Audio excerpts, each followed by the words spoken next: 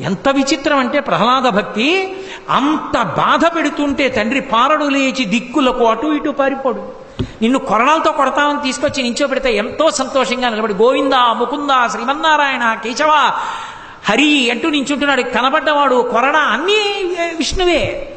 ఆ కొరడా పెట్టి కొడుతుంటే ఎంతో సంతోషంగా, ముఖం వాడదు, పూర్ణచంద్రబింబల్లా అలాగే ఉంది.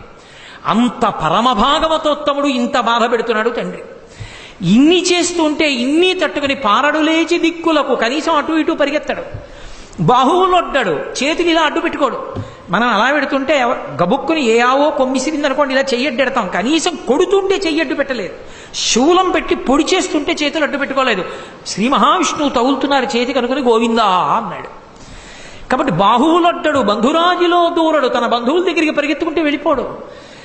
దూరడు తండ్రిని, నా తండ్రి ఇంత బాధ పెడుతున్నాడని తండ్రిని విమర్శించాడు. మిత్రవర్గముంచీరడు, స్నేహితుల దగ్గరికి వెళ్ళి బాధపడ్డావు. తల్లులు నివసించేటటువంటి బంగారు మేడలలోకి వెళ్ళి నేరాలు చెప్పడు.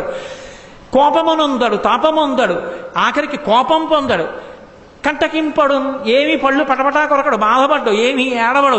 హాయిగా నవ్వుతూ పరమ సంతోషంగా ఎప్పుడూ ఎలాగా ఉంటాడో అలా హాయిగా భగవన్నామ సంకీర్తనం చేసుకుంటూ కూర్చుని ఉంటాడు. ఏమిట్రా ఈ పిల్లాడు, ఎంత చేసినా ఎంత చంపేద్దామన్నా చచ్చిపోవట్లేదేమిటి? ఇప్పుడు ఏడుస్తున్నవాడెవరంటే హిరణ్యకశిపుడు. అది విచిత్రం.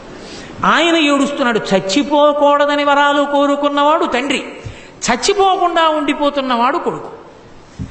అన్ని వరాలు కోరుకున్నవాడు చచ్చిపోవడానికి వంట చేసుకుంటున్నాడు.